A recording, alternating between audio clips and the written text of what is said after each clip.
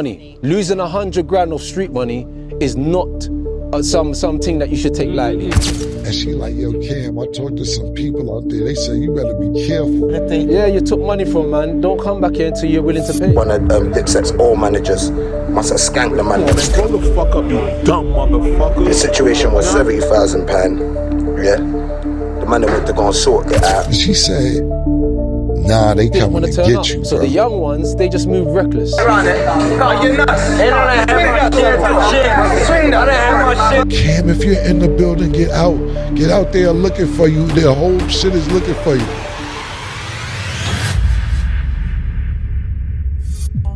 In the early 2000s, two unrelated hip-hop collectives rose to fame on opposite sides of the Atlantic. In New York, the Diplomats, Dipset, led by Camron, Jim Jones and Juelz Santana, became icons of Harlem's rap. Yeah, Dipset. Come on. In London, the Soul Solid crew, a large garage/grime outfit fronted by MegaMan, Lisa Mafia, Rumour and others, dominated UK airwaves. Did you see me on the video? Oh no. So if you like me, let me know. Let me in the studio. I got 21 seconds before I got to go. Despite both crews having different styles and hometowns, these crews' paths would faithfully cross. And she like, yo, Cam, I talked to some people out there. They say you better be careful. And she said, nah, they coming to get you, bro. What began as a simple business deal soon spiraled into a long-running beef. Today we're going to dive into the full history of the trouble between Dipset and the Soul Solid crew, from its origins to the present day, including the rumours and the street-level drama that shaped their rivalry. The Dipset and Soul Solid saga traces back to a failed concert deal in the mid-2000s. According to multiple sources, Camron agreed to perform at a London show arranged by Soul Solid crew's MegaMan and his associates. He even accepted a hefty advance, around £70,000, but he never showed up. They were meant to come over and do it. Next minute, they didn't turn up. And I heard that happen with a lot of like promoters. You know, American artists taking money, not turning up, not coming to events. But it's just the wrong youths that you took money from. Yeah. This no-show meant broken promises and major financial loss for the UK side. As Baller Alert reported, Camron had an outstanding debt with MegaMan of Soul Solid crew. We're not just promoters, we're not man that's getting invested that can just lose money and knock you on the head. You know what I mean? So gonna take that. You took. We're gonna take. Yeah, you took money from man. Don't come back here until you're willing to pay. So Cam was actually paid to perform but never showed up. In other words, Dipset got paid, Soul Solid got played. For MegaMan, known as treating Soul Solid as more than just a music crew but a business enterprise, this was a serious affront. After fronting the money for Camron to perform and then being out of pocket by Camron's absence, he effectively banned Dipset from London until the debt was settled. Even with the ban in place, Dipset underestimated MegaMan and decided to show up on UK soil anyway. They found out real quick that Soul Solid had their home turf on lock. And I was like, yo, they're coming over. Blood, lock that down, man. Lock that down. My brother, Reeps, like, Peckham man turned up, Brixton man turned up, Tanner. Beer man turned up and said, nah, it's not happening on our watch. Behind closed doors, resentment brewed. And by the late 2000s, the situation was a ticking time bomb waiting to explode. Mega's called Cam and said, what are you guys doing? Why didn't you come out here? It's like, oh, Big Joe said something to do with paperwork or something to do with all the flights or something like that. And we was just like, yo, fam, you know how much money like it's promotion everywhere for this. Like, I was more thinking of the fans even, like, yo, you lot, like, you should have came. So, oh yeah, Cam said, yo, we could have worked it out. So I was thinking, yo, like, this is mad. So when Mega's running around in South London or whatever, he's with Hayes or wherever in Hayes, man will pull out to him and say, yeah, you man are cool. But see that man there that you man roll with, they can't come back here, you know. The beef turned real on August 2008 when Dipset members Juelz, Santana and J.R. Writer travelled to London. They were on a European tour alongside SAS affiliated with Dipset. Presumably unaware of how serious Soul Solid took the ban on Dipset, things came to a head on the night of August 31st, 2008. According to detailed report by Hip Hop DX, that night a crew of 30-40 people swarmed Juelz' hotel seeking for payment for an old debt. These weren't just random haters, but promoters and street associates of the Soul Solid crew who claimed Dipset still owed them for the cancelled show years earlier. They cornered Juelz, demanding he came out of his hotel room, to negotiate the fulfillment of the contract they signed. Juels refused to leave his room and said Cam didn't know he owed any money and claimed it was Cam's manager that owed it. What happened, man, with that running shit, man? We never really found out what ever like happened at the end of the day. Yo, nothing happened, man. I'm a manager.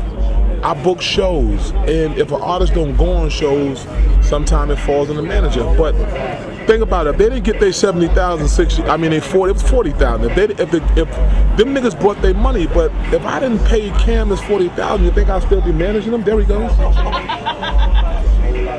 Huh? You think I'll still be getting 500,000 for him? Like, come on, man, grow the fuck up, you dumb motherfuckers. Juels Santana never come to an agreement at the hotel and even called for police escort. Word on the street has it police escorted Santana to a safe place, but rumour had it that Juels was followed and kidnapped by So Solid affiliated gangsters after the police left. What's going on? Did man kidnap Santana?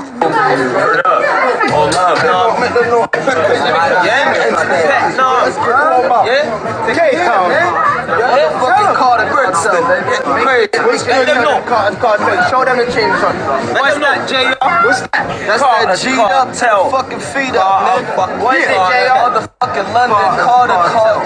That's right. You know what it is. I mean, I don't really got to say too much. Right. Juels and J.R. Writer were being held and pressed while being recorded about the unpaid debt. They was made to wear the chains of the UK street gang. The people what happened on what's good, what was the situation? The situation was £70,000, yeah. The man that went to go and sort it out, one of Dipset's all managers must have skanked the man them's thing, yeah. Never sure Santana them say he's meant to be on a show and bare little shaggy thing, so obviously, you get me, we never knew that, but obviously the man them want their change. It's not no full man them thing round there. Tell them. They don't represent that. Tell them. If it wasn't for you, niggas send that. I mean, we left out here. I mean, niggas left us for cool. We had to get up with some real niggas. Real niggas. You see what I'm saying? See this? This cartel slash old Chizzy Wizzy. All day, every fucking day. Better realize, innit? Man come from the States and want to tell man about where the realest fucking niggas out there. All fucking day, innit? Are you nuts? Are you nuts? Swing that. He was even told to say that SAS were no longer Dipset anymore. So no longer Dipset. Word? Tell them. No longer Dipset, brother. Like, They done fuck up. and if y'all want to holler, I guess y'all got to holler at them men then. Yeah, you get me? So obviously the man then went to go and deal with the thing. And you know what? Big up to Santana and his brother Twin because they made it happen and now everyone's happy, innit? And you get me? You got your boy Air. SAS for come. I've been out here for 18 hours. UK Rick Ross. 18 hours. Everybody, come on town. Everybody, come on town. Anywhere I see you, it's on in it. You don't know in it. Bust it in it. You don't know. You know where I am in it. I don't left my thing in it.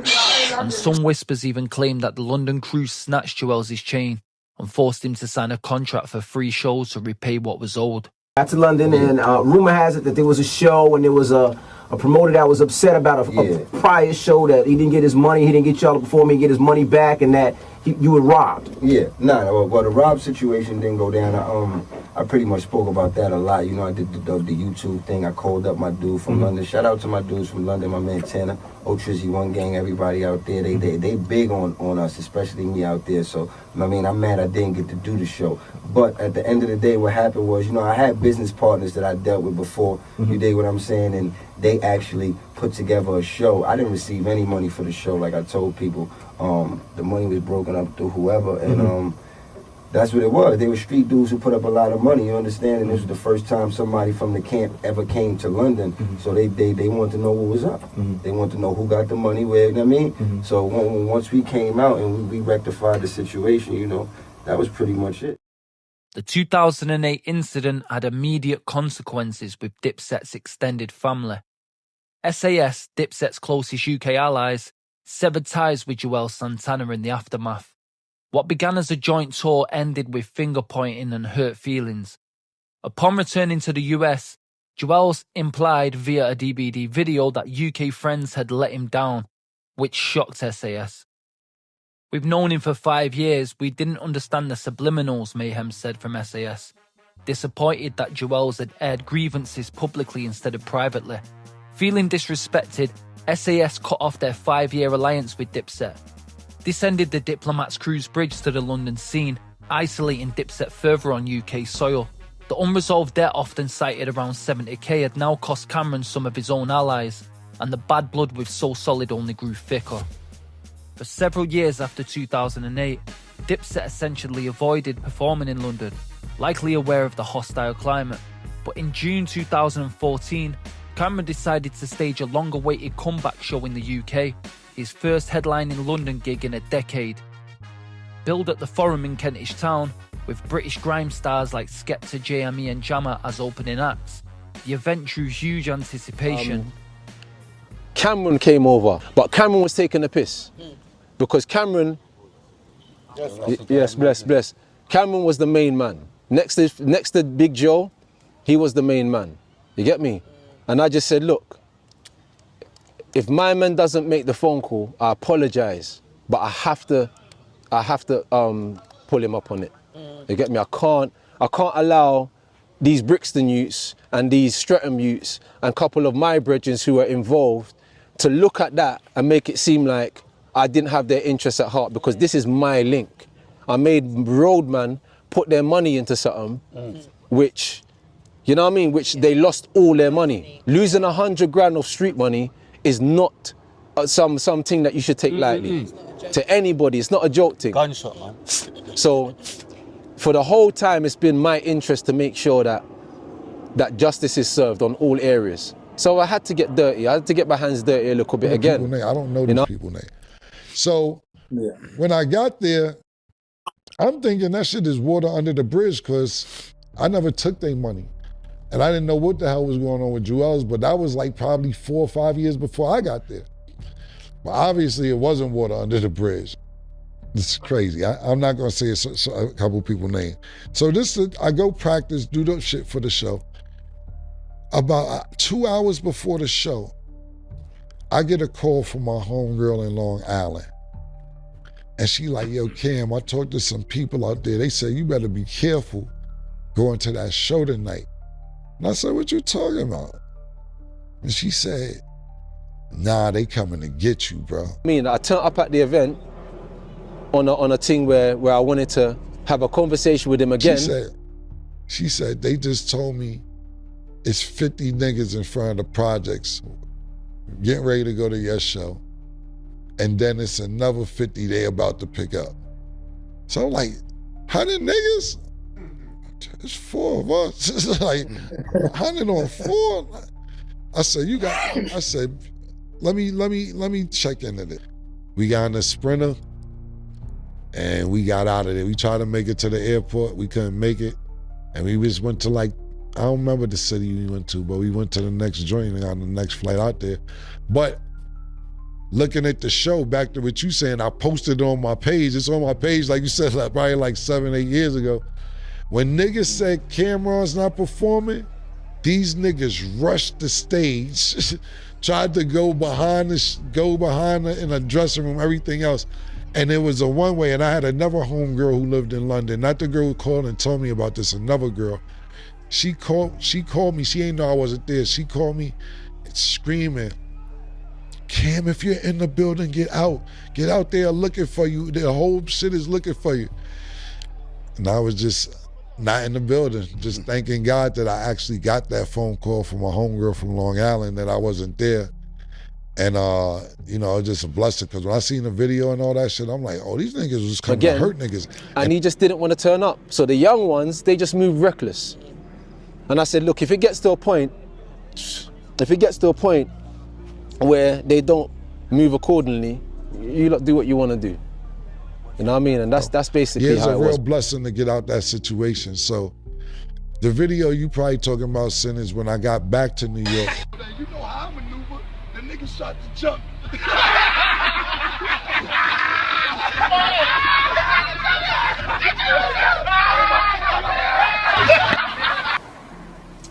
I think I'll go to the show disguised as Dipset to jump Camron. Wicked idea. Safe, man, safe. Cheers. Cheers. York, and I was clowning because I was just happy to get out of the situation because I'm like, yo, bro, I didn't take y'all niggas money. Y'all niggas was trying to hurt niggas. Not only hurt niggas, y'all niggas was trying to hurt other niggas, Juels, for instance, whoever. And I'm pretty sure they still mad today because that shit was like 10 years after they supposedly sent the money or whatever. But yeah, that's what happened in London. I have no problem with anybody in London, no beef with anybody. The Dipset and So Solid saga as of 2025 never had a squash the beef moment. The absence of a public resolution means a bit of mystery still hangs over the feud.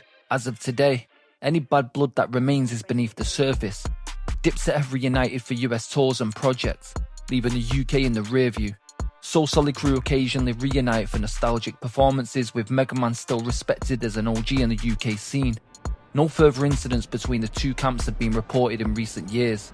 And that story has become a part of UK hip-hop history. The official Hip Hop Files merch line is out now. Original designs inspired by the culture, the streets, the beefs and the stories we cover. If you like the documentaries and want to support the channel, hit the link in the description and go grab yours today.